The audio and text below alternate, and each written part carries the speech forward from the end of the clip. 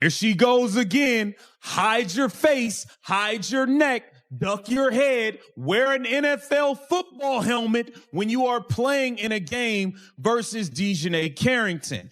Fresh off of clotheslining, a Kane and Undertaker clothesline from hell that she delivered to Sophie Cunningham.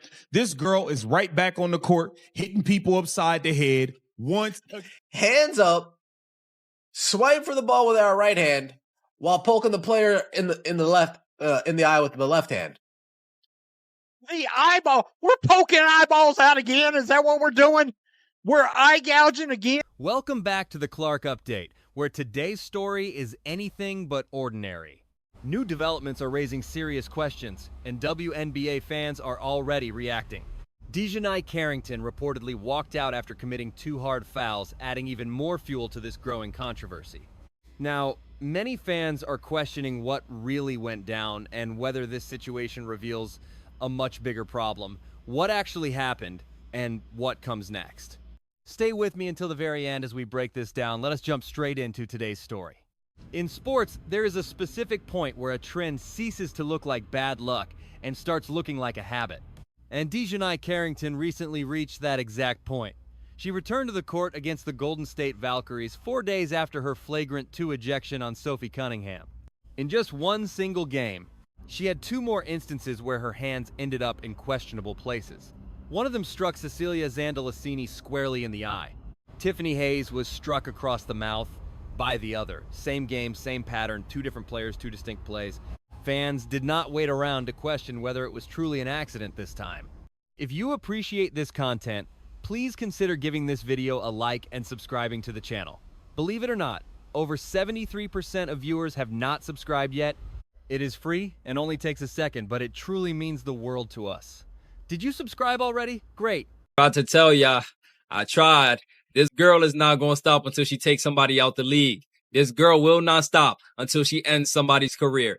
DiJonai Carrington, once again, with another dirty foul in less than a week, in just a couple of days apart from each other.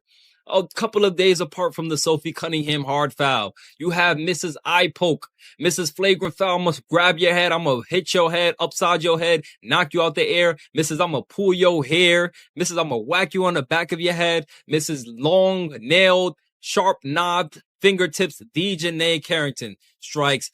Carrington was defending Zandalasini on the outside during that initial play. While both of Carrington's arms were lifted up high, her left hand swept up and over, landing squarely in Zandalasini's eye, while her right hand actually made a completely legitimate play for the ball. Then, Tiffany Hayes attempted a layup later on during that very same game. Carrington leaped right alongside her, but instead of actually making a play on the basketball, she swung her arm down, striking Hayes squarely in the mouth. Neither of those plays received a technical or flagrant call. However, Carrington did pick up a technical foul for arguing with the referee during the third quarter, which tells us a lot about her mindset before both of those infractions. She put both hands up right after. That's DiJonai. Yeah, I gouged another white girl. Yeah, I gouged another white girl while wearing your Sophie Cunningham wig. I am officially. Hey, this ain't Clerks 2, but I'm taking back Sophie Cunningham's hair. I'm taking it back. You got Sophie Cunningham's hair on while you're poking the white girls in the eyeball. And this is exactly where things get serious. This 6-year veteran has played for 3 different teams and has a well-documented history that includes poking Caitlin Clark in the eye during the 2024 postseason. Back then, that incident was explained away. According to Clark herself, it was not intentional. Carrington even claimed she could not ever imagine intentionally striking someone in the eye. So, people gave her the benefit of the doubt, or at least believed her. However, once is an accident, twice is a coincidence. But things look completely different after the 3rd and 4th times, all landing on the face during intense contact-heavy situations. They still try to defend her, pushing the narrative that she is not dirty and makes plays like this all the time. I put together a clip of DiJonai Carrington, who is definitely one of the dirtiest players in the WNBA. I do not know if we can roll it, but she scratched Caitlin Clark's eyes with those long nails. She has a clear pattern of chasing players down from behind, trying that same exact swatting motion, striking them in the head, and sparking massive unnecessary fights. She actually yanked another opponent's hair. I do not know if we will show that clip of her falling in a second. It was a completely dirty play, and this is definitely not a race thing. She just has a well-documented history of making these cheap plays.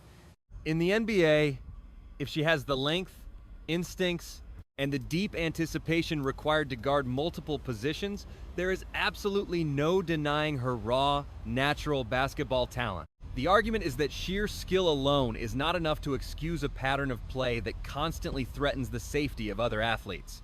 And as of right now, the entire conversation surrounding her has almost completely shifted away from her basketball skills and toward her controversial behavior.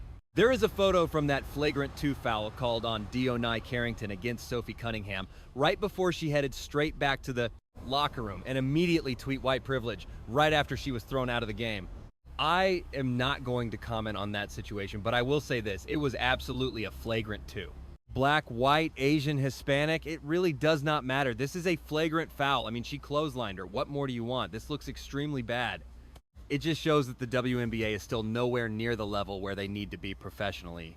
Because, again, this is a clothesline. It is flagrant. The Valkyries game did not just happen in a vacuum. Because of this, we must return to the very beginning of this entire storm. 4 days earlier, Carrington was involved in the single most talked about foul of the current WNBA season. On a fast break layup, Sophie Cunningham was subjected to a hard hit that perfectly matches the exact words the league uses to describe a foul intentional enough to trigger an automatic ejection, and certainly not accidental or careless. Taking to social media to post the phrase white privilege right after getting kicked out and claiming that the only reason she got ejected and upgraded was because Sophie Cunningham is white is just completely crazy. That was a wild thing to tweet out. Maybe it is even crazier to pretend like that post had nothing to do with the on-court incident. Honestly, I have no idea what she is talking about. I do not think anyone could possibly understand what she is trying to say, especially given the events that followed next when it comes to DiJonai Carrington. And here she is on the hardwood, playing dirty yet again. At this point, the girl simply cannot help herself. She cannot control it. Just take a look at this footage. Okay, sure, you might swing at the ball, but then you hit her right in the face with your other hand, only to raise your arms like you did absolutely nothing wrong. You are hitting her straight in the face. Just look at this. She scored quick points in just 4 minutes off the bench, then returned to the floor 4 days later, striking 2 more opposing players in the face on the very same night. That simply does not fit the description of someone who was caught in a bad situation. That describes an overly aggressive player whose intensity on the court consistently crosses the line against opponent after opponent, game after game. And that brings us directly to a tweet that has been going absolutely viral since the start of this entire story because it makes a point that raw statistics alone simply cannot adequately convey. DiJonai Carrington's basketball career trajectory is not looking good right now, Cheryl Reeve. Chicago committed to you for an entire year, but Stephanie White did not want you. Regardless of whether that specific number is totally accurate or just exaggerated for dramatic effect, the core idea is really resonating with people. Just examine her actual transaction history. Drafted by Connecticut in 2021, she was moved to Dallas in February 2024, bounced from Dallas to Minnesota at the trade deadline last year, then suffered a major injury that ended her season. That is 4 different organizations in just about 2 years, and each time her team decided it was time to move on. Honestly, DiJonai Carrington almost completely decapitated Sophie Cunningham on that play. And even though she actually bloodied Sophie Cunningham's mouth, and even though she got ejected and immediately ran straight to social media after being assessed a clear flagrant-2, and writing the phrase white privilege in all caps, while tagging the Indiana Fever. We as the public, we as the passionate fans of the WNBA, and we as the supporters of Sophie Cunningham saw that flagrant-2 and the ejection. But DiJonai is coming forward to set the record straight now. She basically said that we are stupid, that we completely lack critical thinking skills, and that in no way, shape, or form would she ever use the actual phrase white privilege. Now, when a professional basketball player is frequently traded around, it might just be due to roster fit, rebuilding, or simply business decisions. However, it is also not a coincidence that several head coaches have virtually refused to ever bring her back. And most coaching staffs feel that while they definitely appreciate her athletic contributions, they expect far more from a player with her level of experience. She was actually never required to respond to the basketball issue at all because it was a single social media post that completely transformed the entire situation into a heated public referendum on race and league officiating. In less than a single week, she is now actively causing 2 more completely distinct incidents in one game. This is precisely the kind of scenario that heavily challenges whether the league's supposedly strict zero-tolerance policies regarding dangerous or harmful contact actually mean anything at all, or if they are only ever enforced when the internet actively forces their hand. You all need to look closely at your favorite player. Just watch this play. She is trying to make it look like a fan did something crazy to her, right? Why is that? Just look at what you are actually seeing here.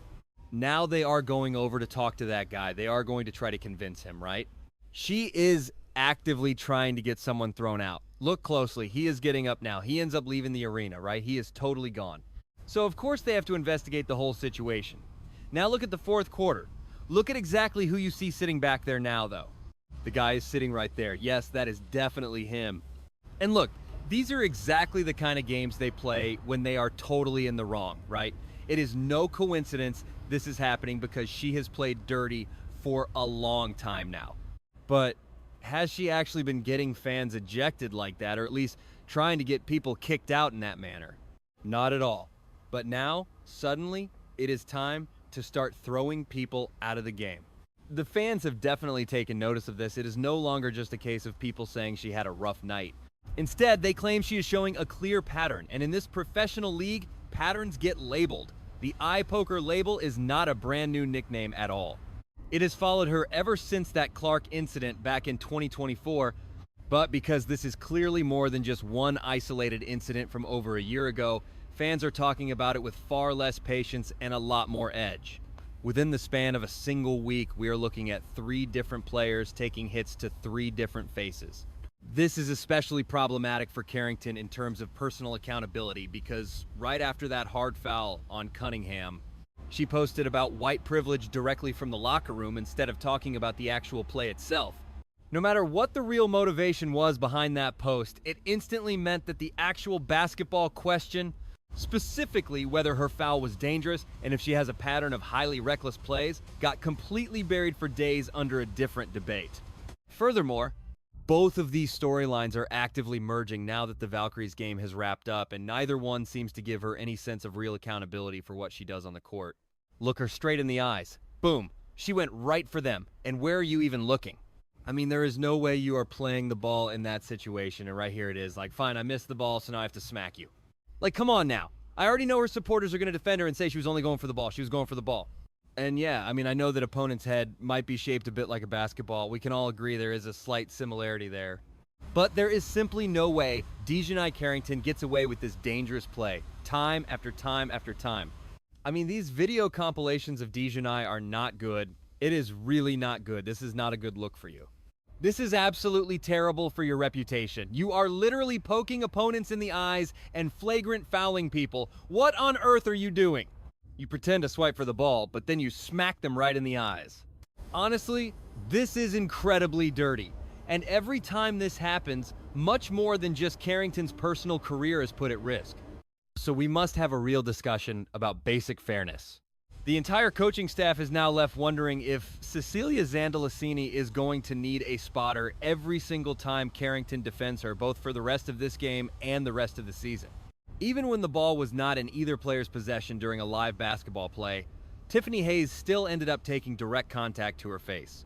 Immediately after that foul, an upset Sophie Cunningham rushed off the court, forcing teammates to step in physically to prevent the situation from escalating. These actual incidents are far from abstract because the player defending them has a deep reputation for playing right on the absolute edge of the rulebook, and in the opinion of many fans watching closely, often well beyond it. Can she actually break more WNBA rules by using her phone while being ejected? That is a viral rumor that started circulating right after the game ended, and it stretched deep into the overnight hours, with people claiming she should face a suspension for using her phone post-ejection, especially after someone circulated a screenshot of the official WNBA rules. So I went to check the rules myself. It is a 91-page document, and I have searched through every single keyword and possibility to find this specific rule that people claim exists, stating that players are not allowed to be on any electronic devices or use their cell phones 30 minutes before the game or up to 30 minutes after the final buzzer or something similar. Then there is this other side of the story that adds a whole new level of complexity to everything. Right after Carrington got ejected, rumors and video clips started spreading across social media claiming she was actually using her phone during the game while still in uniform. Considering how incredibly strict the league is with its standards, that is a pretty serious issue. Remember that the collective bargaining agreement of the WNBA specifically bans players from placing any direct or indirect bets on any part of a league game. Throughout this current season, the league has been extremely careful about absolutely anything involving phones or gambling, especially after they had to pull back a promotional video where players joked about betting only a few weeks ago. This is definitely not something that can be ignored. The fact that the league office is staying totally silent on this situation is a major problem in itself, assuming there is truth to it, since it looks highly hypocritical for league officials to talk tough about their gambling policies on one hand, while saying absolutely nothing about a player using their phone on the other. And fans quickly notice this glaring contradiction. Seriously, how many times and how many different people are you going to smack right in the face? Let me freeze the tape right there. It seems like every single game you are striking someone else in the face. In literally every matchup, you are hitting someone like this, and that is not even the absolute worst one. Just take a look at this play right here. This girl is a flat-out menace in this league, I am telling you. She is a danger, and it is unsafe for other players to be out there with her. It is just unsafe. Let us move forward. Look at this play here. You have Tiffany Hayes driving straight to the basket, and watch closely, because here goes DiJonai Carrington right here. Here goes DiJonai Carrington. Watch her closely. You are nowhere near the ball, dude. You are nowhere near the freaking ball. Seriously, stop. Point one. The explanation given every single time this happens is that it was not intentional. Plus, each replay shows a slightly different story. Eventually, at some point, the WNBA front office is going to have to admit that this player is deliberately targeting opponents in the face. Here is Mick. I do not even understand how you can actually do this intentionally. The basketball is completely behind her, and she reached for it with her right hand while simultaneously clawing her opponent smack right in the face with her left hand. Yeah. White players make up only 15% of the WNBA, but they seem disproportionately targeted by DiJonai, the condiment made by mixing mayonnaise and Dijon mustard. Laughter. Fair enough, fair enough, fair enough. That is just another dirty play by DiJonai. I wonder, is this white privilege as well? Does this actually qualify as white privilege? Ooh. Honestly, this is more like a DiJonai fatigue, pulling at their jersey each time. A front office must eventually decide if her on-court output is worth all of this constant off-court noise. And that decision might be made for them sooner than anyone actually anticipates, especially if these incidents keep piling up before this current one-year agreement is even fully completed.